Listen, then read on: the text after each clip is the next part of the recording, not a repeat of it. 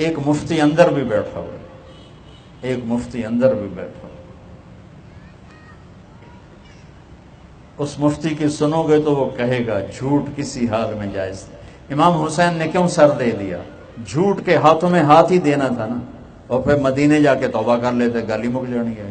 آسان ہے بچوں کو ذبح ہوتے دیکھنا، سر کٹ کٹ کے نیزوں پہ چڑھنا، اور نبی کی نسل ہو کر بھیڑ بکری کی طرح ذبح ہو جانا۔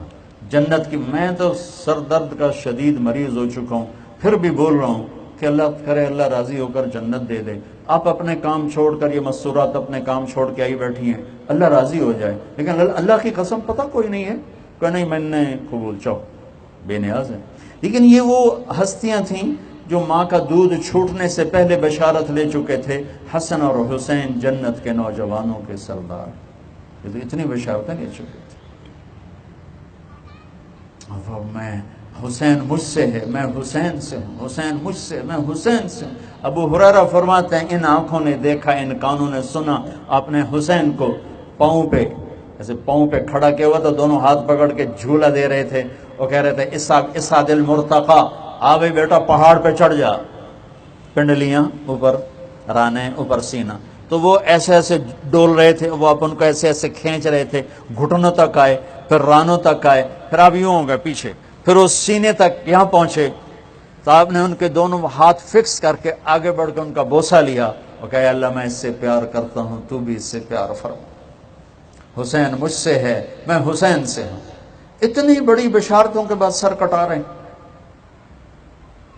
میں دکھ سے کہتا ہوں روتے حسین کو ہیں، کھڑے یزید کے ساتھ، مرثی حسین کے پڑھتے ہیں، صف شمر کی میں کھڑے ہوئے ہیں، جھوٹ، ظلم، دھوکہ، فراڈ، فریب، ایسی پاک نسل ذبح ہو جائے۔ میرے حضرت ام سلمہ زندہ تھیں، صرف ایک بیگم، باقی سب فوت ہو گئے تھے۔ عصر کے قریب خواب میں دیکھا اللہ کے نبی کا رنگ پیلا، داڑھی میں مٹی، سر کے بالوں میں بھی مٹی، کہ یا رسول اللہ میرے ماں باپ قربان، یہ آپ کا حال کیا ہے؟ کہ میں ابھی اپنے بیٹے حسین کو قتل ہوتے دیکھ کے آیا ہوں، اسے میری ہی امت نے ذبح کر دیا ہے۔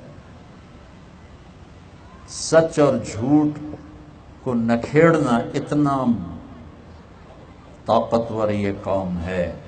یہاں تو یزید بھی رہیں گے اور حسین جیسے بھی رہیں گے، یہاں زنا بھی چلے گا اور یہاں نکاح بھی چلے گا، شراب بھی چلے گی، شربت بھی چلے گا، حلال بھی چلے گا، حرام بھی چلے گا، جھوٹ بھی چلے گا، سچ بھی چلے گا، ظالم بھی غرائے گا اور مظلوم بھی سسکے گا، لیکن ایک دن آئے گا اللہ کہے گا وَامْتَازُوا الْيَوْمَ أَيُّهَا الْمُجْرِمُونَ، آج نافرمان ایک طرف ہو جاؤ اور میرے ماننے والے ایک طرف ہو جاؤ۔ سچائی کو گلے لگانے کے لیے پوری نسل ذبح کرنی پڑے تو کربلا موجود ہے۔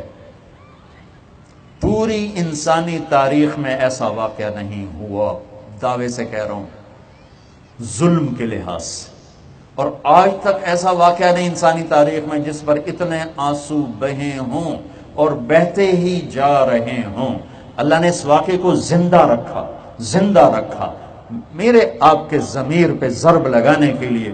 کیوں جھوٹ بول رہا ہے 4 ٹکے کی خاطر؟ کیوں وعدہ خلافی کر رہا ہے 4 ٹکے کی خاطر؟ کیوں ملاوٹ کر رہے ہو چند پیسوں کی خاطر؟